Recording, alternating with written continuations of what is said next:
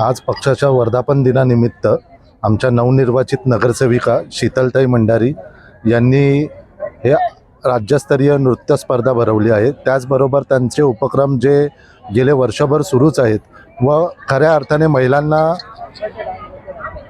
महिलांना रोजगार उपलब्ध करण्यासाठी शीतलताईचं काम हे कायमस्वरूपी चालूच आहे व आता मनसेमध्ये आल्यामुळे अजून जलद गतीने सुरू राहील।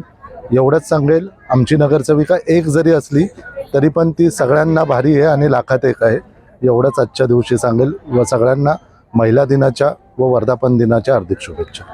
सांगणार आहे, महिला दिनानिमित्त आपण महिलांसाठी राज्यस्तरीय खुली नृत्य स्पर्धेचं आयोजन करण्यात आले। त्याचबरोबर आपण जे क्लासेस घेतलेले महिलांना त्याचंही सन्मान चिन्ह देण्यात आलेलं आहे। काय बोलतो?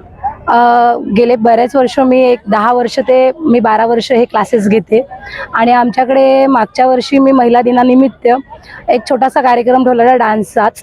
त्यावेळेस बऱ्याच महिलांना आहे ना, म्हणजे काय म्हणतात, फी भरल्यामुळं फी नसते भरायला किंवा त्यांना डान्सची आवड आहे पण त्यांना गुरु नसतो शिकवायला, गुरुशिवाय शिष्याला अपूर्ण मत पडतं।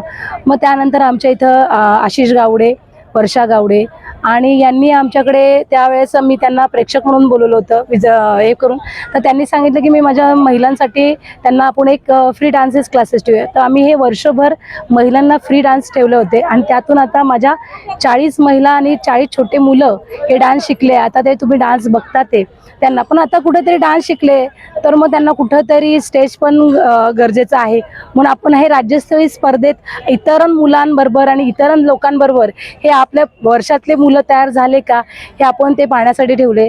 तसं मी पार्लरचे पण क्लासेस गेले, ते आपले प्रथमच्या ज्या संस्थेमधनं आपण शिवण क्लासचे केले आणि इंडोजन फाउंडेशनमधनं केले, परत महानगरपालिकेतून केलेले आहे।